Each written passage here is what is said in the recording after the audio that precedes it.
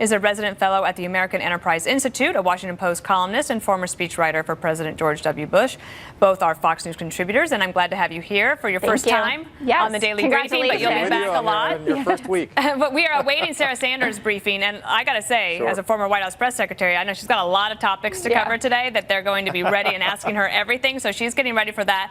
We will bring it to you live, but in the meantime, Jessica, what is your initial reaction to that decision today by the White House on Obamacare's contraception mandate? Well, it's not surprising that it happened. The timing is surprising. My reaction is fiercely negative, as I imagine it will be for millions of Americans, including the 62 million women who receive their contraception through Obamacare at this moment. The ACLU is going to be filing lawsuits against the Trump administration. Many will follow suit here.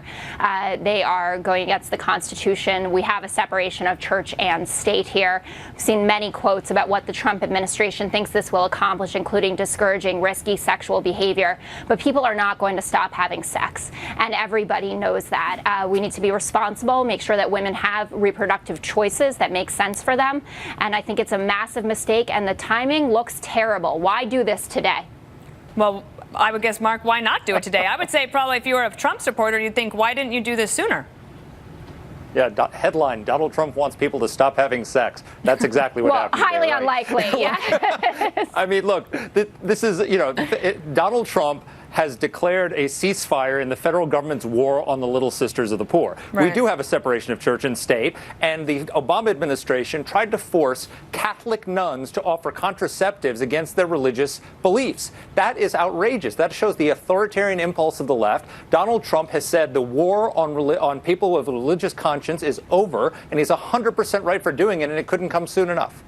Jessica, I want to also get your take on the bump stock issue. Right. I know you feel strongly about it. Let's listen to Congressman Carlos Curbelo on that and then get your reaction. This is a blatant circumvention of existing law, so closing that loophole would in no way curtail, diminish, inhibit Americans' Second Amendment rights. It would just reemphasize or reiterate something that's already in existing law, that automatic weapons cannot be used.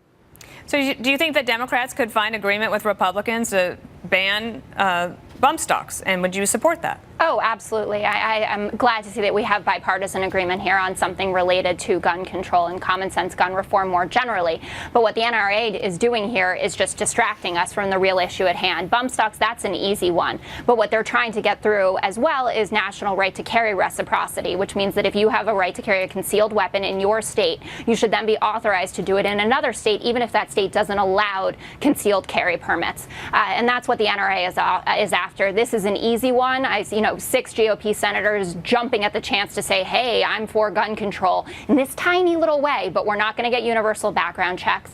We're going to let people take their guns across state lines, even if it's not allowed. So it's just a big distraction. And to Mark's point about the birth control, the reason not today is there are a lot of things going on right now. Maybe we could get Puerto Rico some lights before we start going after these now constitutionally protected rights. Well, you know that they're working on all of that. There's like disaster recovery and policies very different. Or the calm before the storm, or Vegas. You can do two things at once, Jessica. Come on. Right. And Mark, you know that when the bump announcements are stocks, ready to be made, they are made. Mark, let me ask you, because you wrote about this bump stock issue today, and you said Republicans should just go ahead and actually get this done. Absolutely. Look, Dianne Feinstein and 33 Democrats have introduced legislation that was very narrowly crafted to get rid of bump stocks and other devices that turn automatic weapons, semi-automatic weapons, into automatic weapons. This is Republicans and the NRA are already in record supporting the automatic weapons ban. It was passed, signed into law by Ronald Reagan 30 years ago. This is a loophole. We should close it. But they shouldn't do it. What the NRA is doing, which is a mistake, is trying to say, well, we should just do this not through legislation, but let the ATF ban them. We don't want to have unconstitutional executive actions that haven't been authorized by Congress by the ATF. Yeah, that's good. I think a lot of Republicans don't want to vote for gun control legislation, so they should vote for it and have it done. Marc Thiessen, Jessica Tarloff, thank you so much. I agreed with this last bit. Yeah. All right. Thank you so much. Thanks, Dana. New reports that Army Sergeant Bo